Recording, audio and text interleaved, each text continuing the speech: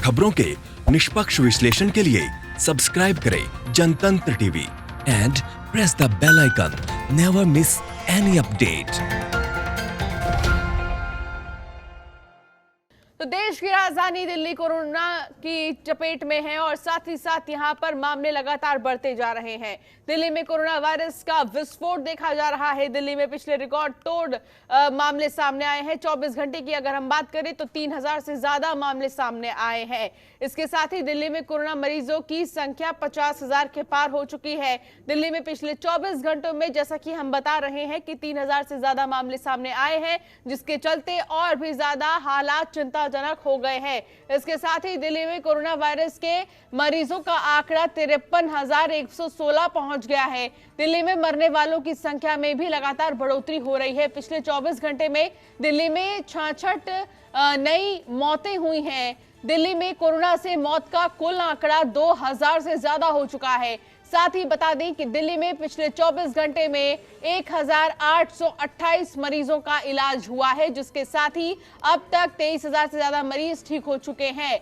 दिल्ली में फिलहाल active corona virus के मरीजों की संख्या 27,000 से ज्यादा है, तो होम आइसोलेशन में 10,000 से ज्यादा लोग हैं।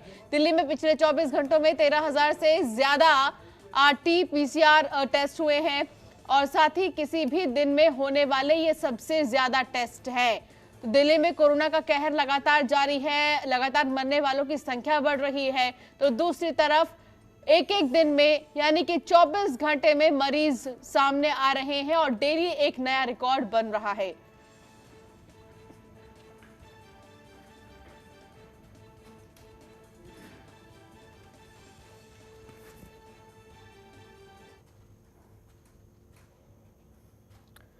तो देश की राजधानी दिल्ली में कोरोना वायरस तेजी से पैर पसारता नजर आ रहा है। पिछले 24 घंटे में दिल्ली में कोरोना के रिकॉर्ड केस 3000 के पार आए हैं। इसी बीच दिल्ली सरकार को एक बड़ा झटका लगा है। दिल्ली के उपराज्यपाल अनिल बैजल ने कोरोना पॉजिटिव मरीजों को होम क्वारंटीन करने पर रोक लगा दी है। यानी अब दिल्ली में कोरोना से संक्रमित मरीजों को संस्थागत क्वारंटीन ही किया जाएगा। उपराज्यपाल ने आदेश दिया कि जो लोग कोरोना से संक्रमित हैं उन्हें हर हाल में 5 दिनों तक सरकारी क्वारंटीन में रहना होगा।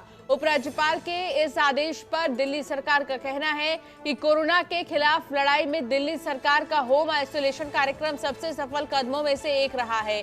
दिल्ली सरकार ने कहा, हमने प्रतिदिन निगरानी और परामर्श से अब तक घर पर हजारों हल्के और एसिम्प्टोमेटिक लोगों का इलाज किया है। केंद्र सरकार के ICMR के दिशा निर्देशों के अनुसार होम आइसोलेशन प्रोटोकॉल का सख्ती से पालन किया जा रहा है।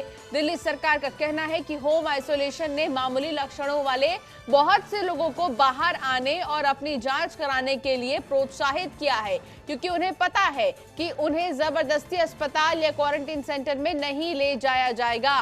केंद्र सरकार के होम आइसोलेशन पर रोक लगाने का दिया गया आदेश लोगों को जांच के प्रति हतोत्साहित करेगा और साथ ही एसिम्प्टोमेटिक और हल्के लक्षण वाले कोरोना मरीज जांच से बचेंगे और क्वारंटीन नहीं होंगे।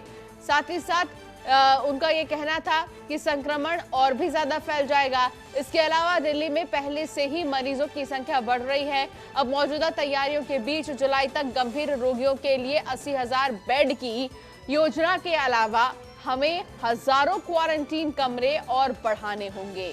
तो कोरोना मरीजों के होम क्वारंटीन पर LG ने रोक लगा दी है। उनका ये कहना है कि जो भी मरीज होंगे वो कम से कम नहीं तो 5 दिन के लिए सरकारी क्वारंटीन सेंटर में आएंगे और वहीं पर रुकेंगे। तो दूसरी तरफ अरविंद केजरीवाल का कहना है कि जब अस्पताल में ही सब भर्ती होने लगेंगे तो हम बेड कहां से लेकर आएंगे, हमारे पास बेड की कमी है, ज्यादा से ज्यादा बेड का जुगाड़ हमें करना होगा, क्योंकि अभी जो संख्या है बेड की वो पर्याप्त नहीं है, इनमें और भी इजाफा करने की जरूरत है। इससे पहले केंद्र से भी जब एक मीटिंग हुई थी अमित शाह और अरविंद केजरीवाल की, तो उन्होंने ये मांग की थी कि जितने भी रेलवे कोचेस हैं जिन्हें आइसोलेशन वार्ड में तब्दील किया गया है वो हमें दे दिया जाए, जिसको लेकर अमित शाह ने मंजूरी दे दी इसको और साथ ही 500 से 800 कोच दिल्ली सरकार को देने की बात कही थी, जिससे दिल्ली में 8,000 से भी ज्यादा बेड हो जाएंगे, लेकिन मौजूदा हालात जो इस वक्त बने हैं उसमें और भी ज्यादा बेड्स की आवश्यकता है। इसको ध्यान में रखते हुए